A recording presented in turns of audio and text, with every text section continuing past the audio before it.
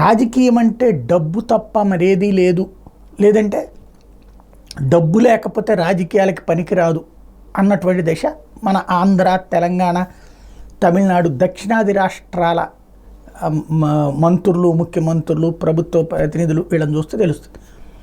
కాస్తో కోస్తో కొంతమందికి అవకాశం లభించిన ఆ తర్వాత కాలంలో శాంతం కనుమరుగైపోతున్నటువంటి పరిస్థితి. బట్ ఏకంగా ముఖ్యమంత్రి స్థానాలు ఇప్పుడు ఈ దేశంలో ఒక గొప్ప అద్భుతం అనిపించేది ఏంటంటే డెమోక్రసీలో ఈ తరహా గొప్పతనం కూడా ఉంటుంది అనడానికి. ఇదివరకు కమ్యూనిస్టులు చెప్తూ ఉండేవాళ్ళు, త్రిపుర మాణిక్ సర్కార్కి సంబంధించి సుదీర్ఘకాలం పాటు ముఖ్యమంత్రిగా ఉన్నారు, తన పని తను చేసుకుంటూ వెళ్తారు. అలాగే అనేక మంది ఏదైతే కమ్యూనిస్ట్ పార్టీకి సంబంధించినటువంటి ఎంపీలు, ఎమ్మెల్యేలు అట్లుంటారన్నట్టు. బట్ అది మిగతా వాళ్ళ దగ్గర సాధ్యమా అనేటటువంటిది కాకుండా సాధ్యమే అన్నటువంటిది, అంటే సైద్ధాంతిక ప్రతినిధులు అలా ఉంటారు అనడానికి సాక్ష్యం ఇప్పుడు కమ్యూనిస్టులో డబ్బున్న వాళ్ళు ఉన్నారు, ఇప్పటికి కమ్యూనిస్టుల్లో నిజాయితీగా అలపనాలు చేసుకెళ్లేవాళ్ళు. అట్లాగే భారతీయ జనతా పార్టీలో నరేంద్ర మోడీ సంపాదన ఏంటో తెలుసు.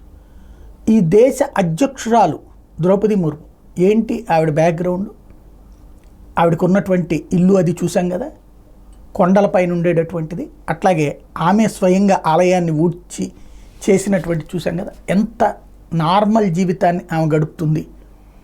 అట్లాగే ఈ దేశ ప్రధానమంత్రిగా ఉన్నటువంటి నరేంద్ర మోడీ తన ఇల్లు, తన జీవితం చూసాం.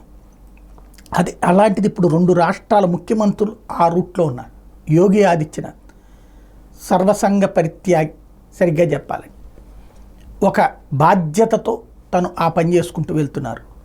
అది ఒకవైపు కనబడుతుంది.